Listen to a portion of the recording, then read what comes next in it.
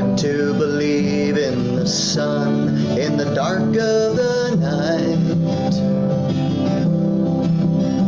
and it's hard to believe in the stars in the bright morning light. Well, we all need a place we can go to learn what is real, to ponder the depths of the soul where truth is revealed. Oh, this is our place. This is our home. Working and seeking, we're never alone. In this mortar and stone, these windows and walls, love's earthly home, heeding the call. It's bread for the journey, oil for the flame, for people of love, people of hope, people of change. It's hard to believe there is peace when war rages on, and it's hard to believe there is love in hate's raging throng. But for every brave soldier, a peacemaker takes her own stand, and for every soul long turned away, there waits a new hand. Oh, let it be you. Let it be me. Here in love's dwelling, we learn to believe in this mortar and stone, these windows and walls, love's earthly home, heeding the call. It's bread for the journey, oil for the flame, for people of love, people of hope, people of change. When a place is what welcomes you in, you build it, you change it, so the promise of love can begin here in this room. Oh, here in these halls, hearts open wide, welcoming all. In this mortar and stone, these windows and walls, love's earthly home, heeding the call. It's bread for the journey, oil for the flame, for people of love, people of hope, people of change, people of love, people of hope, people of change. We're living out love, living out hope, living out change. Oh, sing out for love, sing out for hope, sing out for change. Now I believe in the sun in the dark of the night.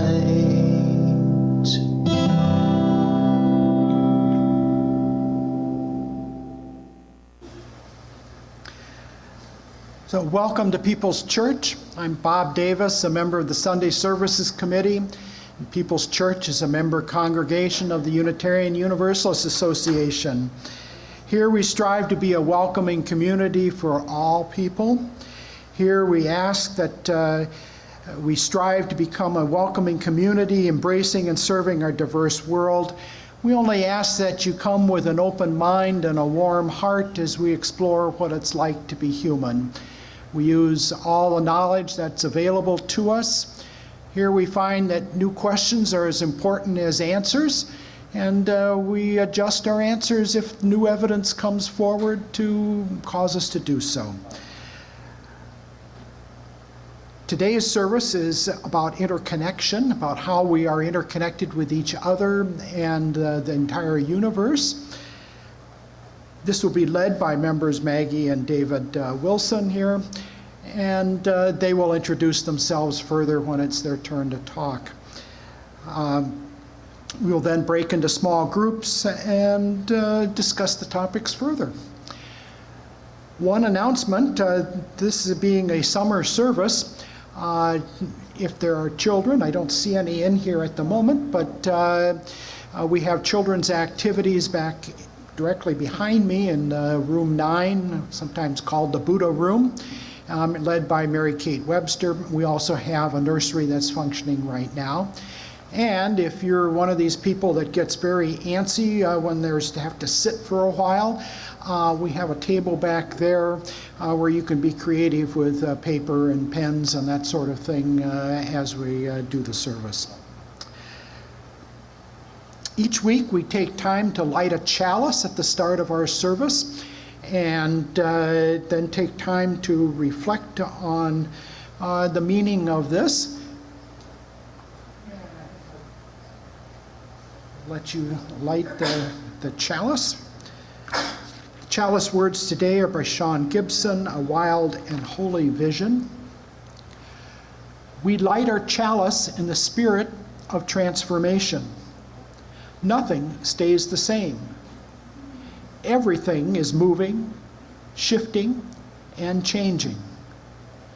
Guide us all to a wild and holy vision of our shared humanity. And do we have any people on Zoom indicating that they've lit a chalice at their home? John?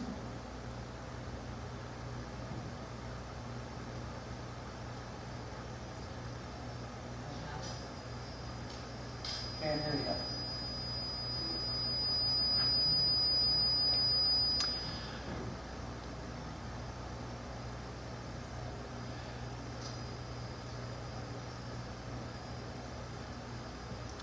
Well, now we will sing our introit and invite you to stand if you're willing or able.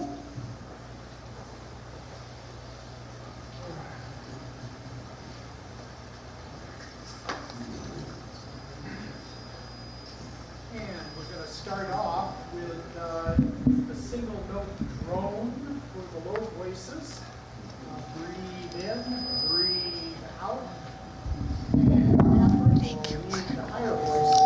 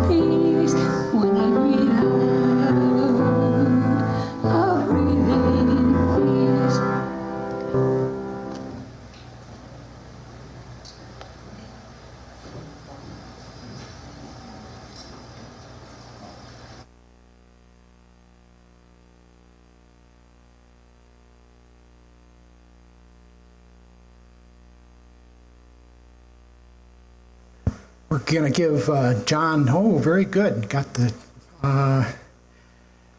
proper mic on. Each week we take time to celebrate the milestones of the members of the church, and if you have such a milestone you want to share with us, please come forward at this time. state your name and briefly comment about what's happened to you in the last week or so that's important. You can place a pebble in the water bowl. The ripples in the water bowl reflect how we interact with each other. And you can just place a stone if you'd rather not say anything. If you've joined us online today, please enter your joy or sorrow in the chat box, and we will read that at the end. We'll pause the recording now I'll place a few more stones for the joys and sorrows left unspoken. And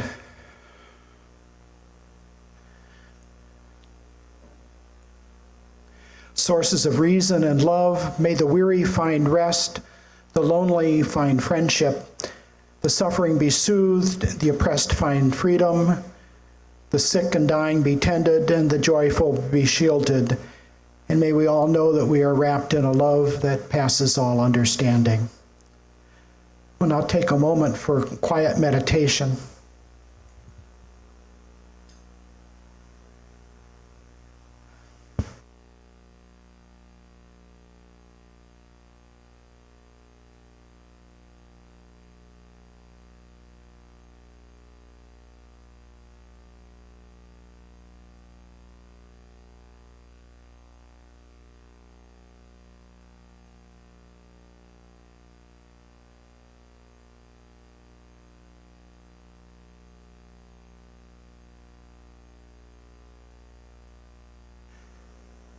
People are generous people, and I was reminded this week that one of the many ways we are generous is I noticed how beautiful our grounds are.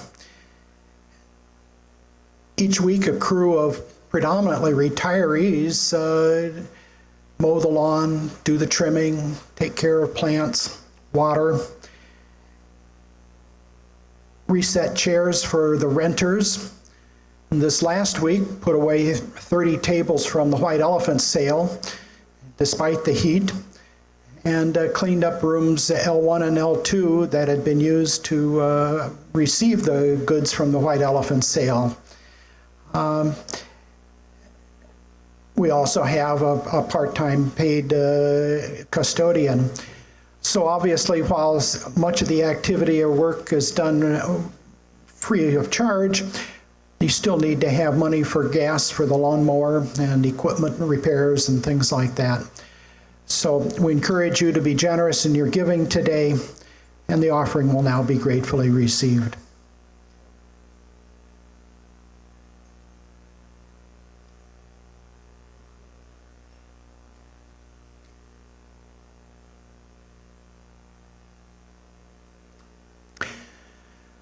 Please join me in saying our giving thanks, which is in your order of service, and I think will be on the screen. Yep. From the countless gifts we each have been given, gifts of life and love and sustenance, we bring these small portions to share in the works of love which none of us can accomplish alone. And now we transition.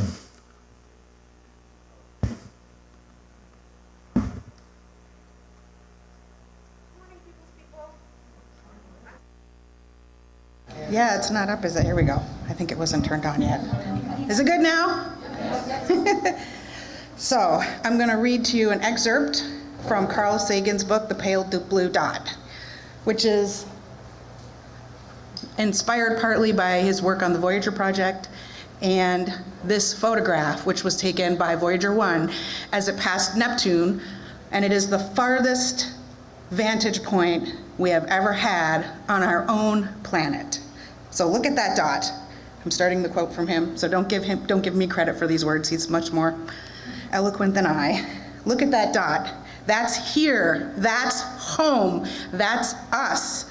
On it, everyone you love, everyone you know, everyone you ever heard of, every human being that ever was, lived out their lives. The aggregate of our joy and suffering, every hunter and forager, every hero and coward, every young couple in love, every mother and father hopeful child, every saint and sinner in the history of our species lived there on a mote of dust suspended in a sunbeam. Earth is a very small stage in a vast cosmic arena. Think of the rivers of blood spilled by all those generals and emperors, so that in glory and triumph, they could become the momentary masters of a fraction of that dot. Think of the endless cruelties visited by the inhabitants of one corner of this pixel on the scarcely distinguishable inhabitants of some other corner.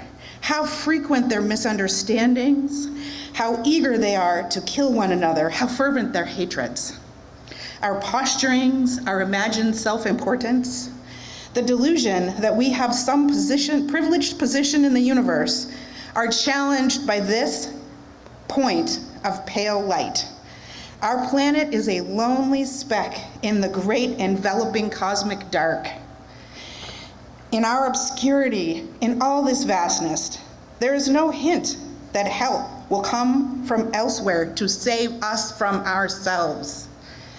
Like it or not, for the moment, Earth is where we make our stand. It has been said that astronomy is a humbling and character-building experience. There is perhaps no better demonstration of the folly of human conceits than this distant image of our tiny world.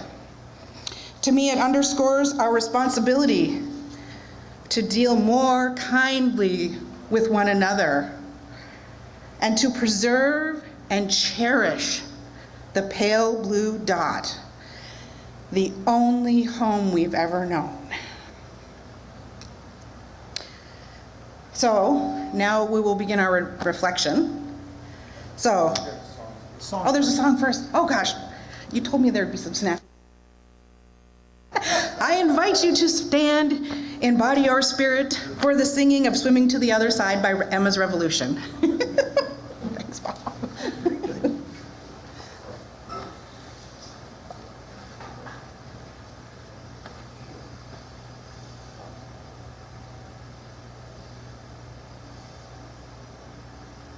We are living the great big dipper. We are washed by the very same rain. We are swimming in the stream together, some in power and some in pain. We can worship this ground we walk on, cherishing the beings that we live beside. Loving spirits will live forever. We're all swimming to the other side.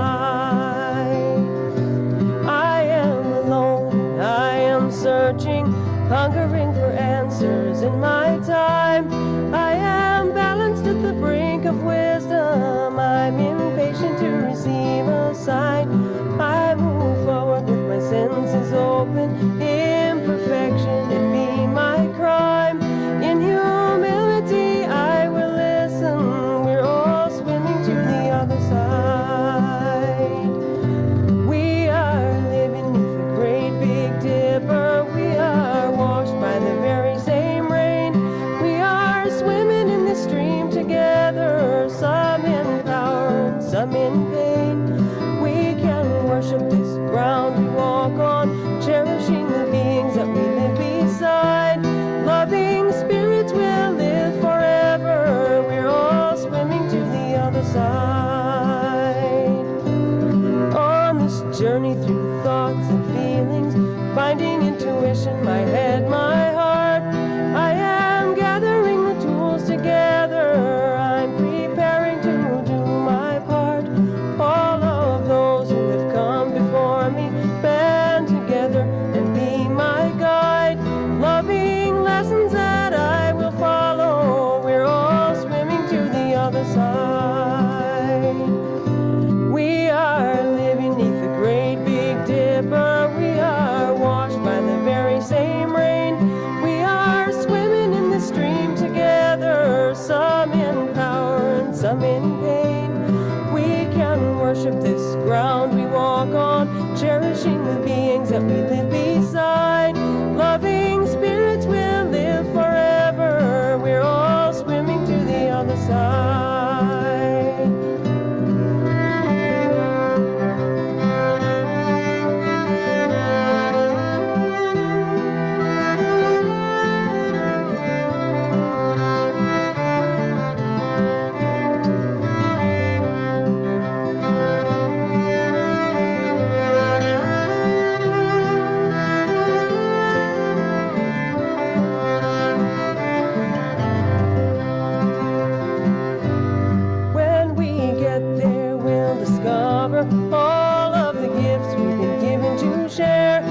They've been with us since life's beginning, and we never noticed they were there. We can balance at the brink of wisdom, never recognizing that we've arrived. Loving spirits will live together. We're all swimming to the other side. We are living neath the great Big Dipper. We are washed by the very same rain. We are swimming in the stream together, some in power and some in pain. We can worship this ground we walk on, cherishing the beings that we live beside. Loving spirits will live forever. We're all swimming to the other side. Loving spirits will live forever. We're all swimming to the other side.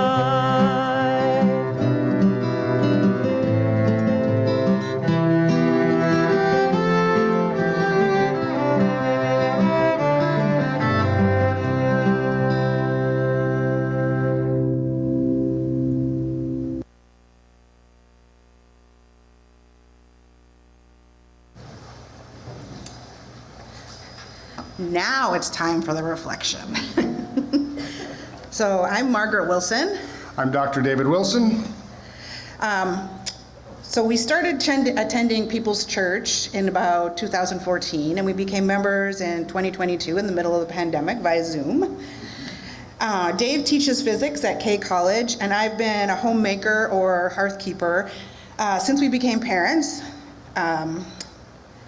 Before that, I was an archaeologist, and I was transitioning into nursing until kid number 3 arrived. And if any of you have ever met my children, you'll understand why I'm still a homemaker. Yes, indeed. So when we were invited or asked to do a reflection on interconnectedness, we kind of went back to some of our roots. So I have to warn you that when you invite 2 scientists or 2 academics to give a talk, you might get a science lecture, so buckle up. Thank you, Margaret. The blue dot right here, I just want everyone to just take a moment and really look at that, right? It's a speck of light, right? It is a stunning visual of just how small we are in comparison to the cosmos. Right, the photograph was taken by the Voyager 1 spacecraft in 1990 after it had passed the orbit of Neptune. But that leaves us with a question here. Where did all the atoms come from, right? Despite that being a tiny dot. Hello, microphone. Despite that tiny dot, right, if we look around, there's quite a bit of stuff here. So where did it all come from? Only hydrogen, helium, and trace amounts of lithium were created in the Big Bang, 13.7 billion years ago. The other 91 elements commonly found on Earth were born from the stars. So over a star's lifetime, this is the science lecture part here, so over a star's lifetime, lighter elements are fused together to make heavier ones, like carbon and oxygen. In addition to light, stars also eject atoms into space through solar winds and tremendous explosions, seeding the galaxies with new elements. Near the end of a star's lifetime, heavier elements are formed once their hydrogen is depleted. The largest stars will fuse elements up to iron, which is atomic number 26. The remaining 68 heavier elements, such as copper, zinc, and nickel, are only created when a star goes supernova at the end of its life. A supernova is an enormous explosion that creates heavier elements and expels them into space at speeds nearing 3% the speed of light.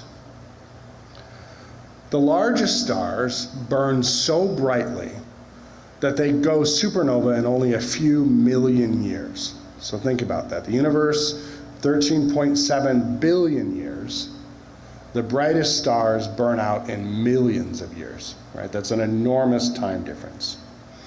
While other stars like our sun will be around for 10 billion years. I'm going to do my Sagan, billion years, okay? So 10 billion years will be the lifetime of our sun. It's been around for about 4.5 billion so far. Okay.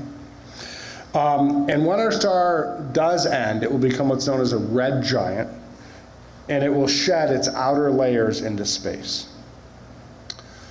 So the remnants of supernovas themselves are black holes and neutron stars. The collisions of neutron stars create the heaviest elements that we know about. The things like gold, platinum, and uranium. All right? So hopefully we can transition now. Our sun was formed in a stellar nursery, similar to these pillars of creation. The structures that you see here are gas and dust. The dust was all formed by supernovas. So it was all formed when stars that were around went through their lifespan and died. I don't know if you can see at the top, there's tiny little protrusions sticking up at the top there. Can you guys see like the little spikes, almost look like little horns on top? Those are larger than our solar system. Just to give you some perspective of what you're looking at, okay? They're larger than our entire solar system. From the bottom of this image to the top of the pillars is 5 light years long. And so to make sure we understand what that means, it takes light, right, the fastest thing we know, it takes light 5 years to travel from the bottom of this picture all the way to the top of that picture. 5 years. And our solar system is but a tiny, almost the smallest protuberance that you can see there at the top. So Voyager 1, that took the pale blue dot, had been traveling for 13 years at 38,000, is there a feedback here? Am I getting feedback? Okay, sorry. Had been traveling for 13 years at 38,000 miles per hour. Yet it was only 336 light minutes from Earth. So in 13 years at 38,000 miles per hour, it was 5.5 hours of light's travel from Earth. And these numbers are so hard, our brains can barely comprehend them, right? 38,000 miles an hour, 13 years, 5.5 hours for light. But it took light 5 years to travel this distance here. So the height of these pillars is about 7,000 times further than Voyager had traveled when it took that image. Okay? Since the beginning of our universe, life and death has existed in a cycle to create the next generation. As stars die, not only is their material recycled, the supernovae themselves trigger birth of new stars, as we believe happened here with Earth. So these pillars are 6,500 light years away. So again, it takes light 6,500 years to reach our eyes.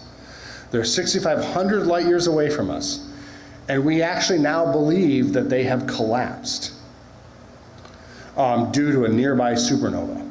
However, we won't see that collapse until light reaches us. And we're gonna have to be patient. It's gonna take another 1,000 years for us to know for certain. But so how do we know that? If we look very closely at these images, and not, you can't see it in this image, but we can actually see the compression wave of a supernova beginning to collapse what are likely these pillars of creation. So it's gonna take 1,000 years, but you know, we'll hang out.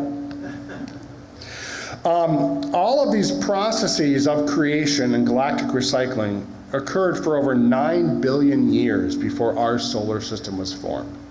And so let me try to make it clear. Within this stellar nursery, as we call it, new solar systems are created.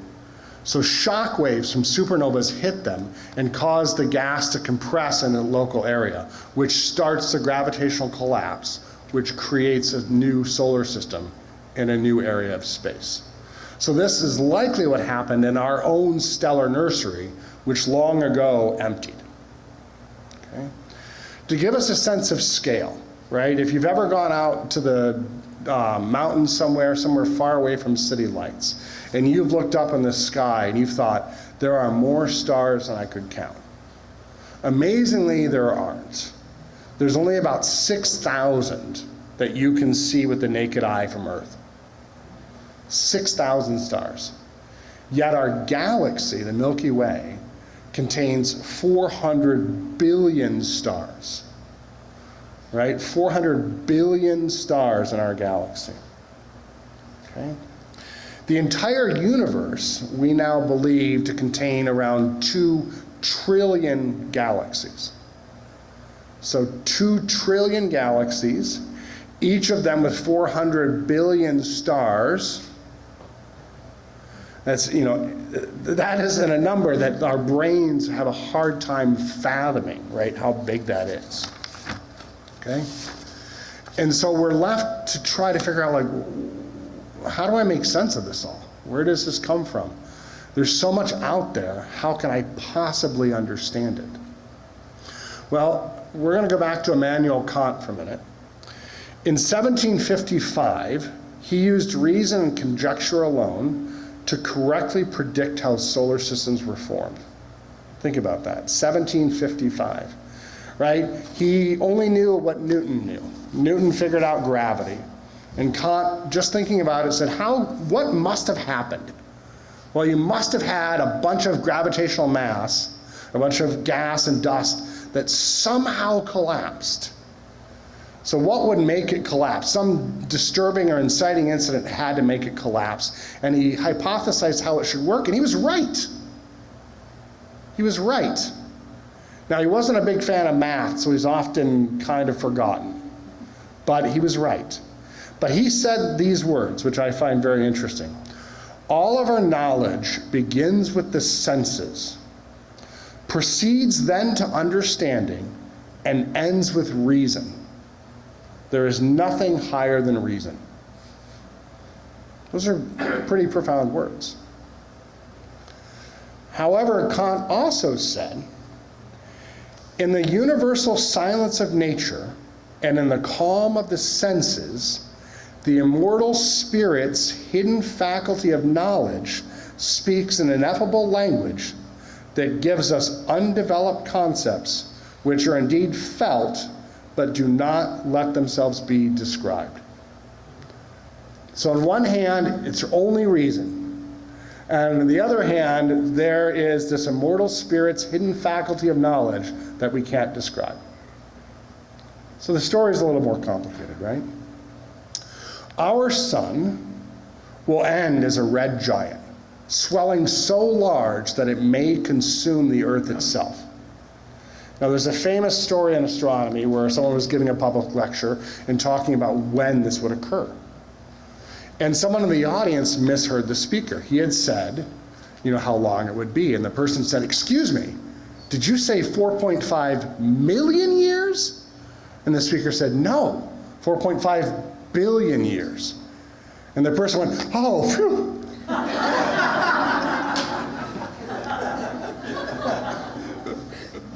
So we've got 4.5 billion years. Don't worry, we've got time. 4.5 billion years to find a way off.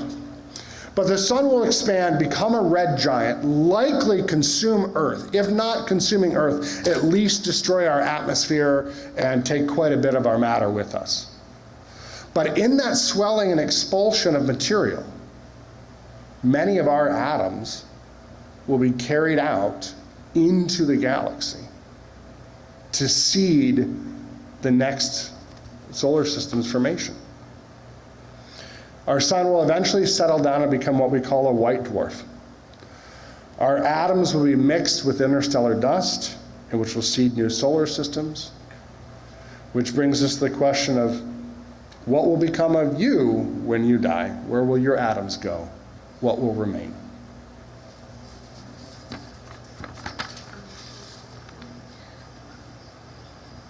That's a lot, huh? The immensity of the universe, it's really easy to feel insignificant and small. There you go.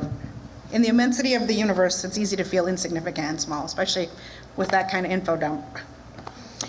I want everybody to take a deep breath in and feel your lungs fill with air.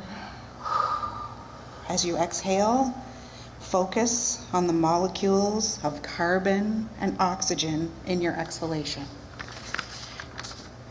And again, focusing on the oxygen in the air filling your lungs.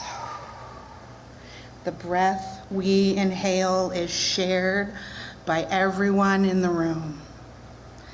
We are connected to each other. The carbon dioxide we exhale is taken up by plants, and the oxygen they create is the same we breathe in. We are connected to the plants.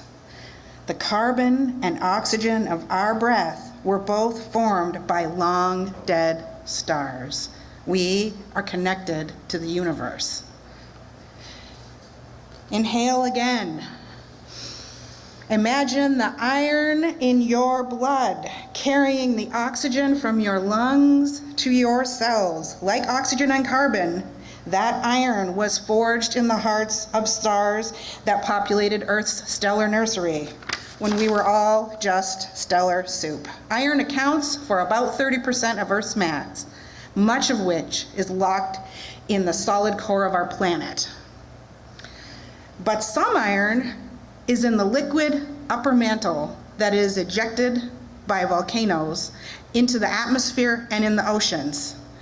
That iron is the same iron that's in our bodies.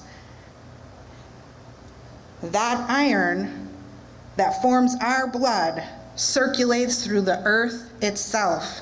We are connected to the earth and the stars. Dihydrogen monoxide, anybody know? Yes, water contains hydrogen that was formed in the very beginnings of the cosmos. During the Big Bang, the very origin of everything we know. The molecules of water in your bodies have been rain and rivers and oceans and glaciers and clouds. Some have even been comets traversing the stars. Water has circulated through life on Earth for billions of years. The molecules of some of the molecules of water that are in your bodies were in dinosaurs. We are connected to all humans who ever existed. We are connected to all life on Earth. We are connected to the very origin of the cosmos. Iron, carbon, oxygen, hydrogen. 20 billion atoms pass through our bodies every day, every single day, 20 billion. Breath and water and iron cycle through all of us, connecting us to each other in the most fundamental physical ways. Each of you have molecules in your body that were part of Shakespeare and Plato and the first human who ever set foot outside of Africa. Yes, that's right. You're made from Shakespeare's blood and cosmic dust. We are the children of creation, the stuff of stars, the vessels of life. We are connected to the cosmos. Given how physically interconnected we are to each other, to the earth, and to the cosmos, are we also perhaps connected by energies we cannot yet measure? Are we only bound by the cycling of molecules, or is there more? A soul, a life force, a spirit? Maybe, as Kant asserts, there is nothing higher than reason. With that, I invite you all to break into small groups, form deeper connections to each other, and discuss your connection to the universe and maybe even the divine. So please form groups of 4 to 7 with your neighbors. In the program and on the screen, coming up on the screen, you'll see that there are some prompts for your discussion groups. And I also invite you to please follow the general guidelines for discussion as they're written in the program. Speak your truth as you know it. Allow others to speak their truth as they know it, and do not comment on others' truths until everyone has had a chance to speak. Mix, mix, go, go.